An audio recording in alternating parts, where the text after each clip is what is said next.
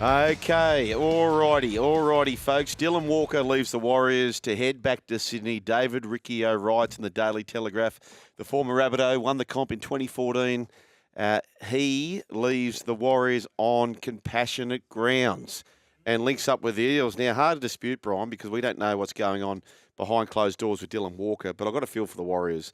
The compassionate ground ticket, it's not boy who cried wolf stuff, but it's happening a lot, and I hope in Dylan's case, everything's okay. But you got to feel for the Warriors, don't you? Yeah, that was Adam Fanil Blake. He used that. But in the bright side, the Eels get a good player here. Yeah, a terrific player. He's playing good footy too. Yeah, he's coming off that bench for the Warriors. He'll be a big loss for the Warriors. So Eels are they picked up a good one there. So I'd imagine he'll slot into. Would they push Hopgood up to the back row? And he'll play 13. Yeah. They're going to miss him, the Warriors. Yeah. They're going to miss him because he's playing a lot of good footy through the middle. The Warrior-holic, and I hope he doesn't mind me sharing this, he DM'd me this. So we pay Dylan Walker, and this is according to the Warrior-holic, right? These aren't facts as we know for sure, but I'm assuming they're pretty close. So we pay Dylan Walker 5 months of his $800,000 salary and get 3 games for our trouble. Now, Para get a world-class player, he writes, for 23 rounds for about $450K. I have been waxing lyrically about this. Now, the contract period for NRL players basically goes from November 1 until to October 31st. Okay, so that's the contract signing. As it stands right now, and we've seen this with Tavita Pangai Jr., when he played for Penrith, didn't make the grand final, ultimately was there for next to nothing. When they come to contracts, they work off the contract period, which is November 1.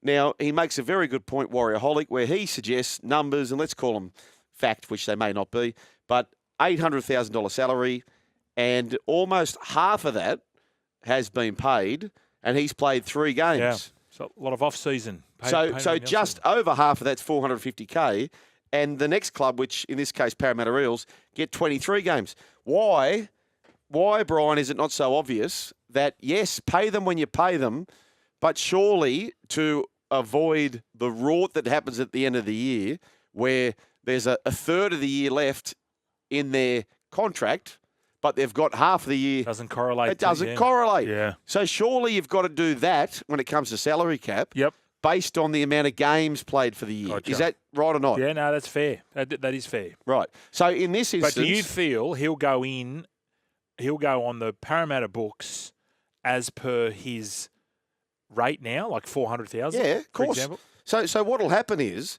that let's call it close enough to halfway through the year. Yeah. So November 1 to now. So come April 1, that's halfway through their contract period. Is that fair, Brian? Yep. That's 6 months. So in April 1, we may have played how many games in the rounds? We may have played 5. 4 or 5 games. 4 or 5 games of the 24 games. 4 games. But if you sign a player on April 1, then the person who's taking them on pays half the contract, but then they get them for 19 out of 24 games. Yeah. It is stupid. Unless there's something that they got more money, maybe there was a transfer fee that we don't know about. But as a rule, this is how it works, right? So it's just wrong. You have to have it prorated to the amount of games. No one cares how many hills you ran in November or December or January or how you went the trial games. No one cares. You have to change it to avoid the rort that happens. Tavita Pangai Jr. should not have been able to play for the all-conquering Penrith Panthers that year. Yeah. Yes, he missed the grand final, but the reason he was able to do that was because of this stupid rule where it goes back to November 1, which means April 1, halfway through the year when you've only played 4 or 5 games. Brian. Yes. In the words of Scott Sattler, correct me if I'm right, that is stupid. Yep, I'm with you. Just so wrong. You'll have to take it up with Andrew Abdo and Peter Valandos. Who you would think there might be a player swap? Is there a player swap going down? That hasn't been reported. It's just see you later. See you, Dills. I don't know.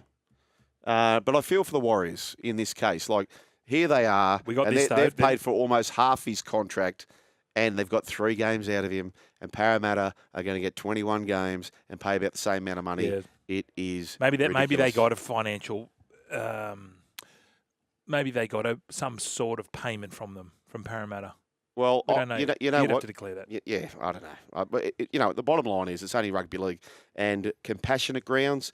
I hope that Dylan Walker and his family are okay, and the compassionate grounds are not a huge thing. That's the most important thing, Brian. Well, we've got one here. Boys, the Wars got Fisher Harris on compassionate grounds too. Just saying.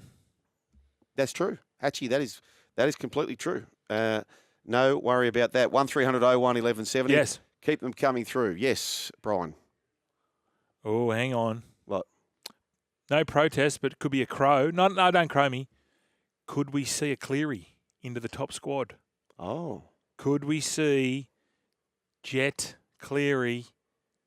I can see Cleary now that Walker's gone. I can see Cleary Wow.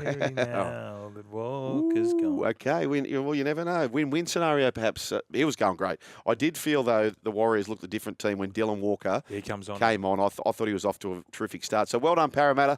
Well done on picking him up to the point where Mark O'Neill, the general manager of football, and they needed to win the Parramatta Eels. We're excited to have a player of Dylan's calibre join the Eels. Dylan is such a tough competitor who will suit our style of football, and he'll provide class and experience for our team. He played 5'8", lock and hooker during his time at the Warriors and was named Dalium Centre of the Year in 2017. Cameron George, the CEO. I like how he operates, Cameron George. Quite the straight shooter, Brian. He says, we were keen for Dylan to stay until the end of the season, but we appreciate why he needs to return to Sydney. Okay, so it must be something serious. Correct. And as I said, look. So take it back. I'm not taking anything back. You take it back now. I said that if it's a serious situation, of course, but I do feel sorry for the Warriors because it has happened a lot to them. Compassionate grounds. Keano Kini is set for scans. This is not good for the Gold Coast. The 20-year-old has sustained a neck injury. He'll see a specialist in the coming days. Statement for the Gold Coast Titans. He's going to see a specialist later this week. He hasn't done that yet, so we'll know what happens then. Obviously, erring on the side of caution with these things. Essentially, he's definitely out this week, seeing a specialist tomorrow to get the exact diagnosis. We don't want to add any speculation until we know exactly what's going on. Now, if long-term issues, what do you do for the Titans? Now, I was thinking about this. So maybe you could put Jaden Campbell back to fullback. Correct. And there's a vacant spot for a halfback. Now, who could slide into the Titans number 7 jersey next year? Just saying. And this year, leave it to Weaver. Yeah. So this is where Brooksy just said Kyle Flanagan. That's not very nice, Brooks. That's not very nice. You're cruel. Mate, he's your 5'8". Hey, just going back to Dylan Walker. Yep. I can see Ryan Madison going over there. I can see Ryan Madison. Yep. Or Bryce Cartwright going over to the Warriors. Yep. I get that. He's playing second grade. Yep. I can totally see that. Right, you can go over there, but we want a player. Yep.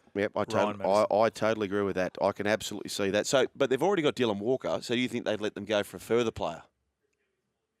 Because they've already got Dylan Walker. In other words, they don't need the Luke Beveridge to. No, I think that maybe it has been already organised. It's forthcoming. It's forthcoming. It's already been. All right. So let it be written. No, what I was going to, Brian, is De Groot. There must be a rap on young De Groot, who's been named at fullback, because I thought that naturally with Foran potentially coming back. Oh, Foz, but Foz is a long way back. He said round 12. Yeah, but that's not a long time. That's 2 months. Yeah, but what I'm saying is then, okay, when Foz comes back, who's your spine? We don't call it the spine here. Yeah, we call it the switchboard. Switchboard. Yeah, who's your switchboard? The switchboard, I feel they'll staying with the current mob if they're all fit. Yeah, which is who? Kinney. No, Kinney's not fit. I'm saying but you said when Foran gets back. But there's a chance Kinney could be out long term. All right, okay. If Kinney's out, yes, Jaden Campbell or AJ. I'd go Campbell back to fullback. Yes. So, okay, me the same. So where I'm going here is, what does that say to Tom Weaver? So they have a chance to do that this week. Go Tom Weaver at halfback with... No, it's a stronger side. It's a stronger side with De Groot, I feel. De Groot. Yep. So then why would they continue to do that? When Foz comes back? Yeah, they may well do. But I'm saying Foz is 12 rounds back. Maybe he'll be a 14. Okay, all right. What, you're still here? Well, you can see more on the Joel and Fletch socials and catch us live on SEN Radio, you beautiful humans.